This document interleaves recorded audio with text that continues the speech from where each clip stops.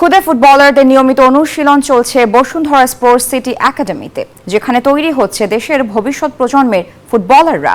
স্বনামধন্য club Bashundhara Kings রয়েছে এর তত্ত্বাবধানে। সঙ্গে আছেন অভিজ্ঞ ফুটবল কোচ আর প্রয়োজনীয় সুযোগ সুবিধা।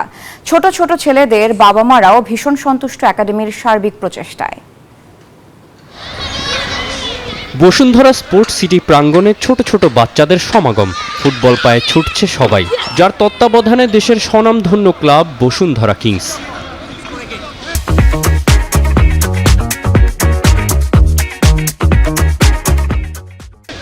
খুদে ফুটবলারদের চোখে মুখে আনন্দ উচ্ছ্বাস আর মনে স্বপ্ন। হেসে খেলে কোচের তদারকিতে চলছে অনুশীলন। কারো পছন্দ মেসি, রোনালদো, একজনের মুখে শোনা গেল এমবাপের নামও। আমি বড় হয়ে ফুটবল প্লেয়ার হইতে চাই। আমার পছন্দের ফুটবলার রোনালদো। আমার পছন্দের ফুটবলার হচ্ছে এমবাপে। পছন্দের ফুটবলার কি? মেসি। সন্তানদের নিয়ে খেলার মাঠে অভিভাবকরাও মোবাইল ইন্টারনেটের যান্ত্রিকতা থেকে বের করে আনতেই সন্তানদের নিয়ে ছুটে এসেছেন বাবা মারা। শুনেছি যে বসুন্ধরা কিংস নামে একটা ক্লাব আছে, তো সেই থেকেই আসলে জানা, তারপরে ক্লাবে আসি, এখানে দিচ্ছি।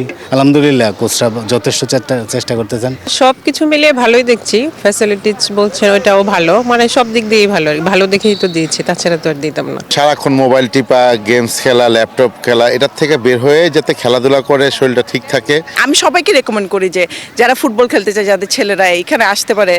মানে এইখানে ফ্যাসিলিটিস খুব ভালো, কোচরা খুব ভালো, তারপর দেখা যায় খুবই মানে আন্তরিক আর কি। খুদে জাদুকরদের প্রশিক্ষণের দায়িত্বে ছিলেন ভারপ্রাপ্ত অভিজ্ঞ কোচ SM আসিফুজ্জামান। বসুন্ধরা একাডেমির এমন উদ্যোগকে সাধুবাদ জানান তিনি। বাংলাদেশের ফুটবলের জন্য অলওয়েজ আমি কন্টিনিউ এই কথাটা বলে আসছি, অন্যান্য ফুটবল ক্লাবগুলো বসুন্ধরা কিংসকে অনুসরণ করা উচিত।